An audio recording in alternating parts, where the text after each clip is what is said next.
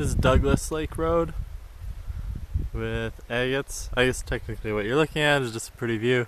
This is Douglas Lake Road, and 9 kilometers down is where you'll find the bluffs. So what that means is you'll pass a sign with a yellow square thing, and it's got an 8, and then you'll see a 10, which means somewhere in between there. It's also 6.5 miles is the other way of looking at it.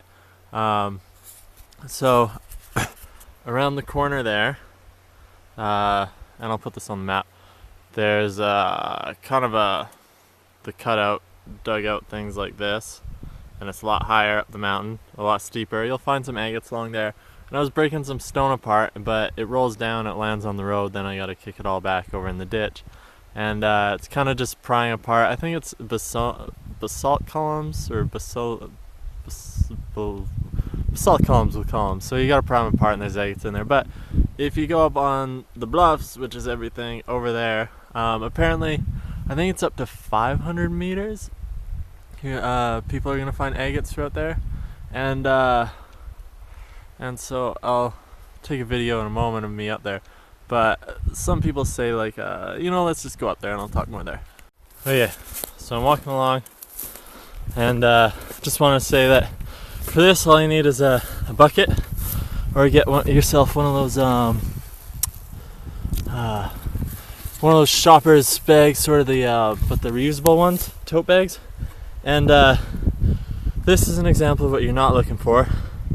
That's the lava style stuff, but it's got agate in it. We're looking for a solid chunk of agate. I mean, you can't do anything with that. If you saw it, cut it, it's just going to be a bunch of brown spots with little tiny dots. If you tumble it, the matrix isn't going to tumble away. So you got to go for the solid agates, and it helps to be a sunny day because the sun will shine down, and since agates are translucent, they're going to be the only translucent thing on this hill. They're going to be easy to spot. So like, I'm walking, and this catches my eye. It's very small, but that's more what we're looking for. So it's going to catch your eye as you're walking along here. These are my favorite kinds of agates, especially tumbled. I mean, I don't grind these things on the wheel because they're way too much effort. But when they're tumbled, they look beautiful because they're such organic forms. So for those that know how agates are grown, because they're grown on a farm, just kidding. See that? That's what I mean, it's gonna stick out. So if you know how agates are grown, then you can skip a minute ahead. So basically you get these cavities in the earth. There's 2 different kinds of cavities that the geologists use, that I know of anyway. I mean, I'm no geologist, but this is gonna be my rundown. You get vesicles and you get vugs. Vugs are from, derivates from the term vugas, which was somewhere in like Britain or something.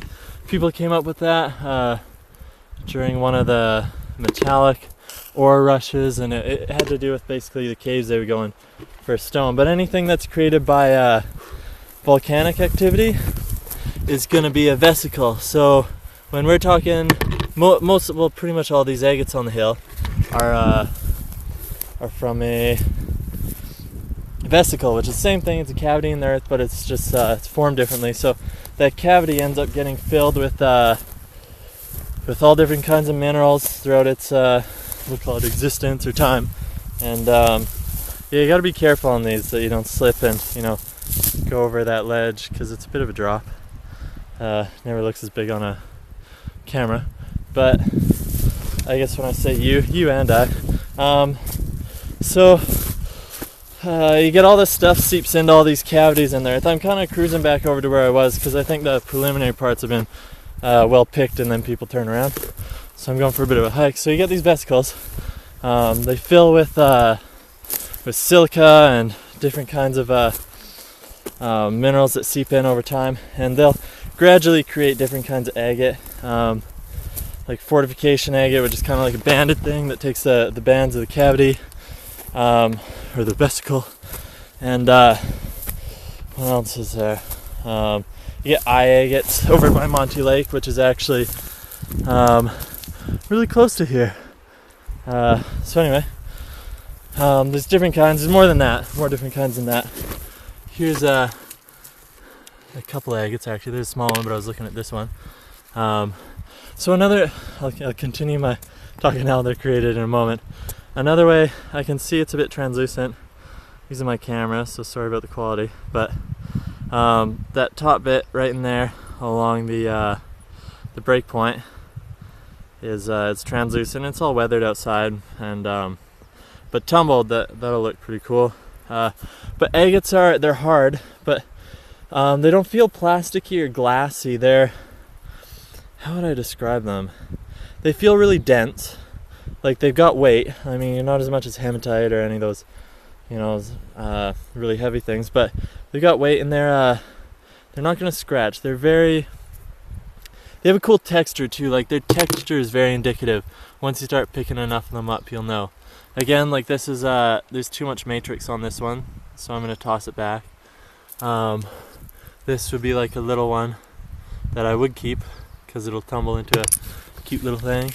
So anyway, all these minerals go in the cavity, and all the different temperatures and of the earth will cause the solution to form your agates as it cools. So I mean, there's people that'll explain a lot better than I can, but essentially I just meant to give you a rundown while I'm so distracted, is that these things are forming in various cavities, sometimes while the magma is cooling, sometimes afterwards. I mean, even as magma cools, magma is while it's under the earth, lava is once it's protruded, but while it's cooling, it'll cool at different temperatures, and that'll cause it to fracture too, and then all those fractures will end up filled up with various other minerals over time, over geological time. So you get things like seam agates, or which is another kind of agate. So yeah, I'm just going around. You can tell, I mean, these things, even that one and that one are both agates too. So these are little ones, but they definitely do show compared to all the other rock. So what was I going to talk about? I don't know if I covered it all yet. Basically, I pick them up. I love these things for the tumbling aspect. They make cool beads. It's very easy pickings. Just be safe. Safer you want to be. Probably just stay away from that ledge that I'm at. Oh yeah, another thing is, like, see these roots all over the place. When rocks roll down this hill, you know, they're gonna get caught on the root systems. That's what a lot of people say, and it's gonna hold them there. Otherwise, they'll go all the way down to the ditch over time when the rainwater pushes them down and stuff. But I don't find that to be too true. I mean, they tend to be everywhere. As people step, they'll expose new ones because the rain will wash them off and stuff. But I mean, really around here, there's so many on this hill still. I've only been to so many agate sites, and I didn't see it back in the 60s when this area in Monty Lake were supposed to be so abundant. But I'm having fun, and it is. You've seen how many, like, while I'm talking and half distracted, I put a bunch in my bucket. So you're definitely gonna find something. And I mean, another half hour, I got myself a tumbler load if I actually buckle down. Put like a 3-pound barrel. Yeah, that's Douglas Lake Road.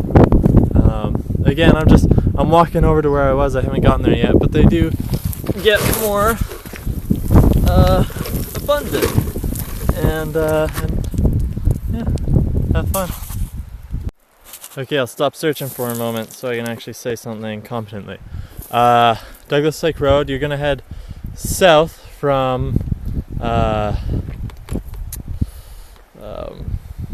the Falkland, and then if Westwold. Yeah, I think it's Westwold. Head south from there. It's the town just west of Falkland. So go that distance. I said 9 kilometers down there. Apparently it goes along for like 2 kilometers or something along these bluffs. I mentioned agates take the form of the cavity they solidify in, and that's correct. And then frost upheaval, all these different things are the reasons there's so many shatterings all along here. So weathering pops a lot of them out, and just like ground movement over again, geological time. One thing I should mention is there's redskins up here, so it doesn't look translucent on the outside, but there's a translucent part in there. But it's got a very thin coating of red. I actually don't know what that's from. I don't know if it's iron or what. I'm gonna research that. I'm not seeing too much opal up here, which is good because I'm not gonna go back with half opal, half agate, and opal isn't really useful to me. Yeah, I guess it's probably been 15 minutes on the hill and I got that much. I mean, I'm finding bigger ones. No potato ones or anything, but tumbler size stuff. It's really nice. I mean, this is one of my favorite things to tumble because it's so beautiful, and the sentimental quality just bumps it up to probably my favorite. I think that's all. Oh yeah, no rattlesnakes. I don't think there's rattlesnakes here. Obviously don't come in the winter, and a sunshiny day is best. This is what I mean by the ledge that people climb up and chisel out of or whatever, but as you can see, it's all gonna bounce onto the road. And if you come with friends, you don't want them underneath you. Big chunks fall off too, and it's hard to get sure footing, so you gotta watch out you don't knock yourself down with the rocks. Yeah, hiking shoes, bucket. Just found this one. It's kind of a decent sized one for up here.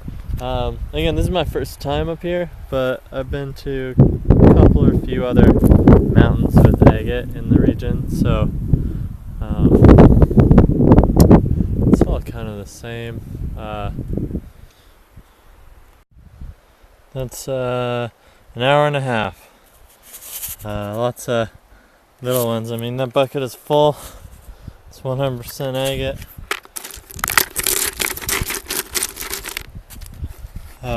Again, 1 hour and a half on the slope.